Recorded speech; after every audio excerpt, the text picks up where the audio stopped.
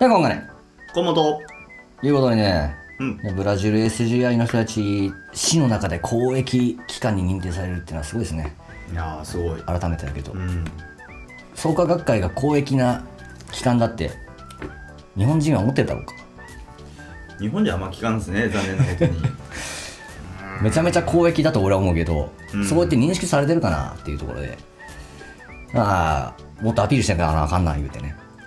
貢献度が足らないのかな。厳しいですね。厳しいね結構頑張ってきたと思うんですけど、もともと頑張らなあかんなってブラジル SGI 見ると思いますよね。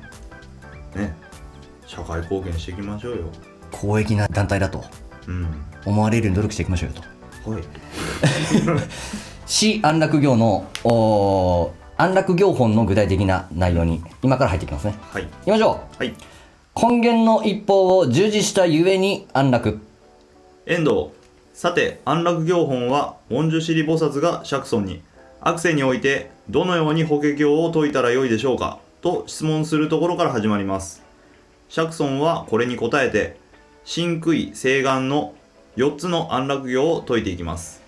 須田、簡単に言えば、1、心安楽行とは、心を安定させて悪縁を避け、静寂なところで修行すること。2、苦安楽行とは、他人や他の経典を乱りにけなしたり、褒めたりせず、平穏な気持ちで解き諭すこと。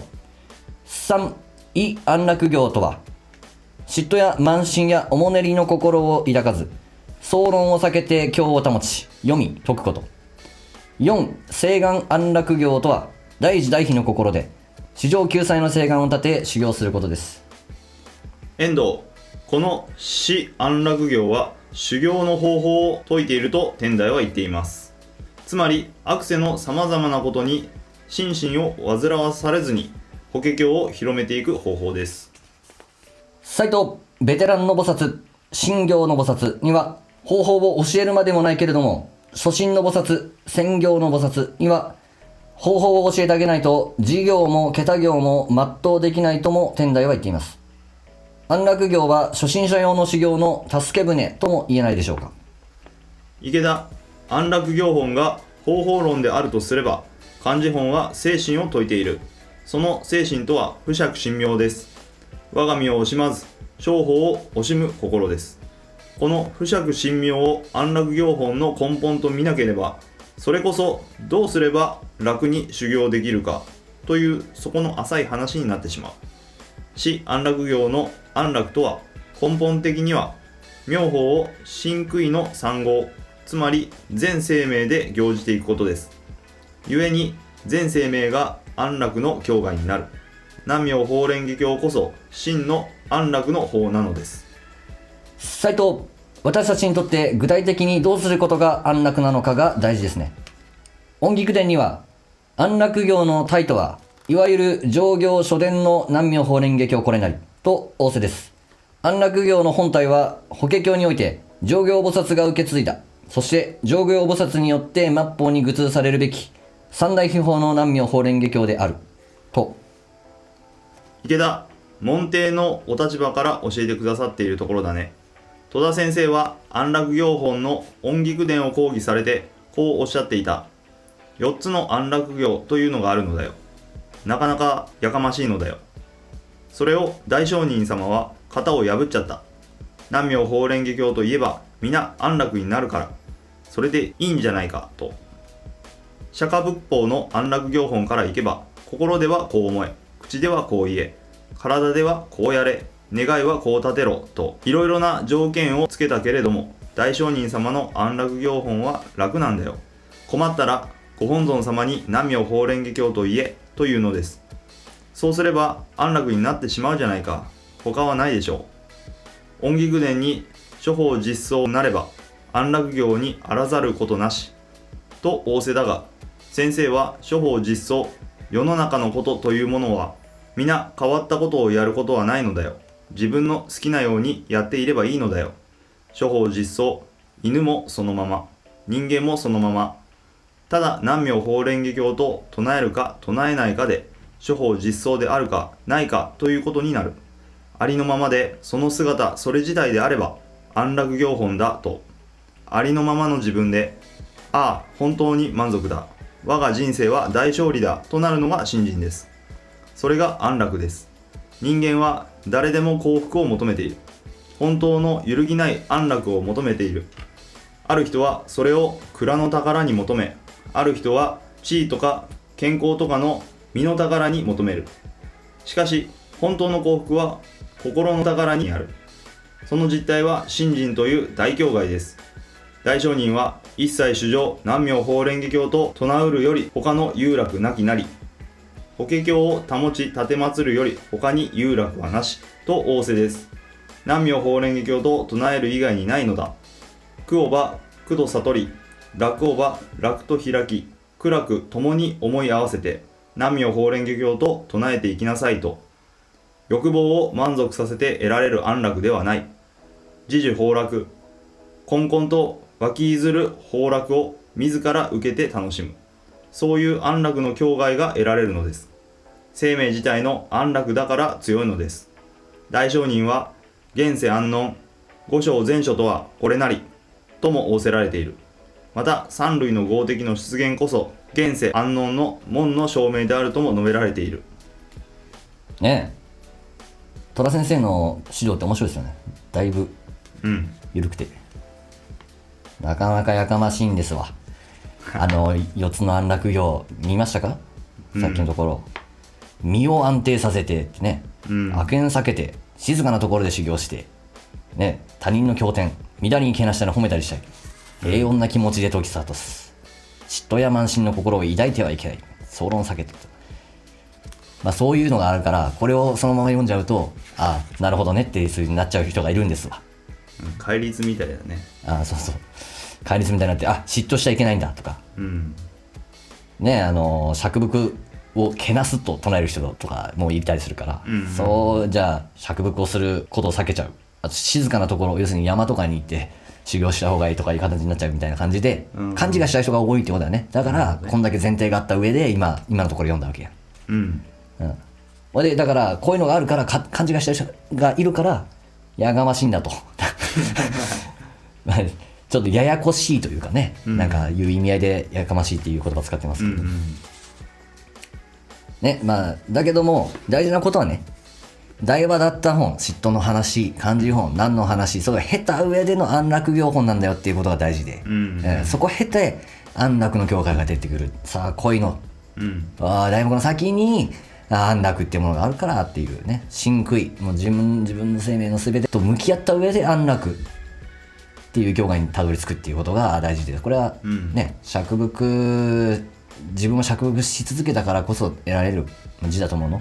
釈伏し続けたから得られる境界で、初心者向けの教えみたいなことも言ってたけど、なるほど。これ大事なことはこう勘違いしちゃいけないよねって話ですよね。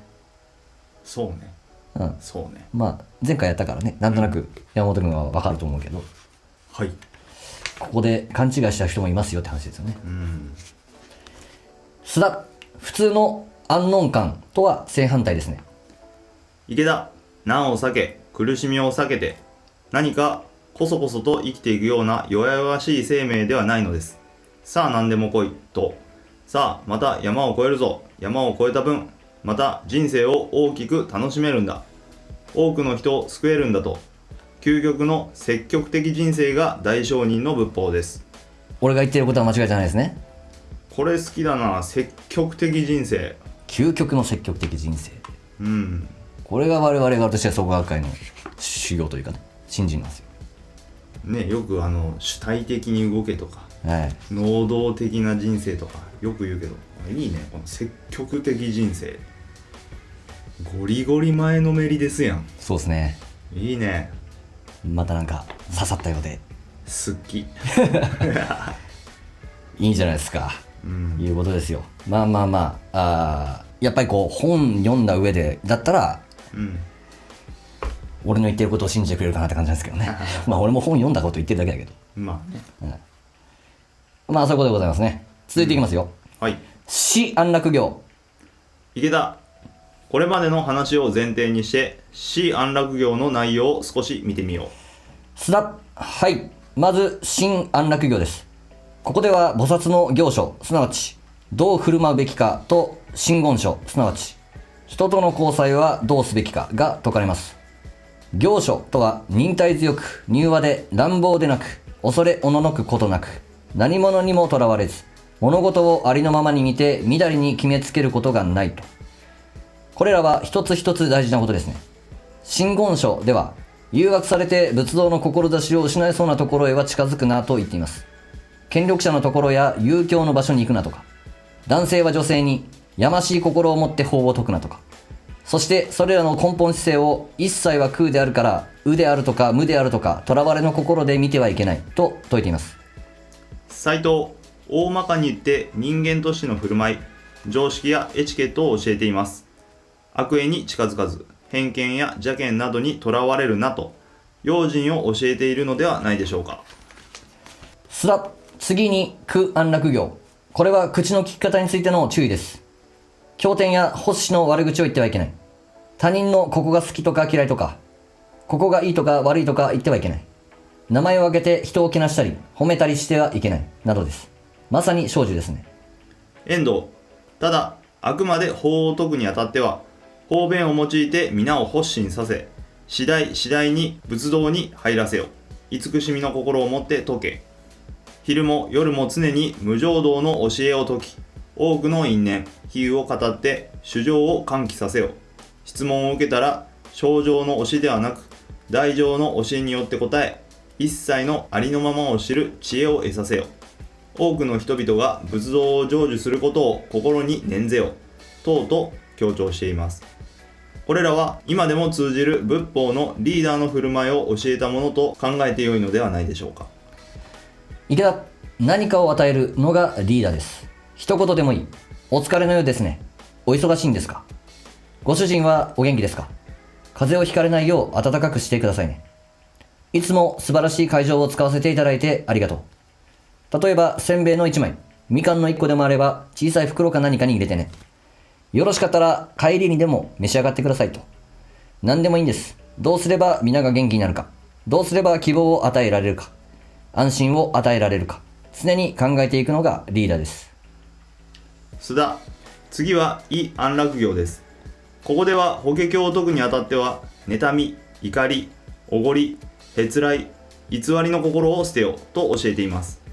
そして仏法を学ぼうとする人をバカにしたり、悩ませたり、疑いを起こさせてはいけない。法を広める人を尊敬しなくてはならないと言っています。斉藤、これも大事なリーダーの姿勢ですね。池田、特に注目したいのは、法を説く相手が深く法を愛しているから、その人には多く説き、そうでない人には少なく説くということがあってはならないと注意している点です。現代に広げて言えば、仕事や子育て、家族の介護などで忙しくて、なかなか活動に参加できない人がいる。また、自分では信仰しているけれども、何らかの理由で組織に出づらくなってしまう場合もある。そういう方々をこそリーダーは抱擁し、親身になって話を聞き、励ましていきなさいということになるでしょ最後は誓願安楽行です。法華経を受持する者は、人々に大慈大悲の心を起こし、次のように思いなさいと。ああ、この人は、仏がこの人にふさわしいように法を説いてくださっているのを聞かず知らず信じず、理解しようともしないけれども、私が最高の境地を得たとき、私はどこにいようともこの人を仏法から離れないようにさせよ。斉藤、どんなに分からず屋の人でも絶対に見捨ててはならないということでしょうか。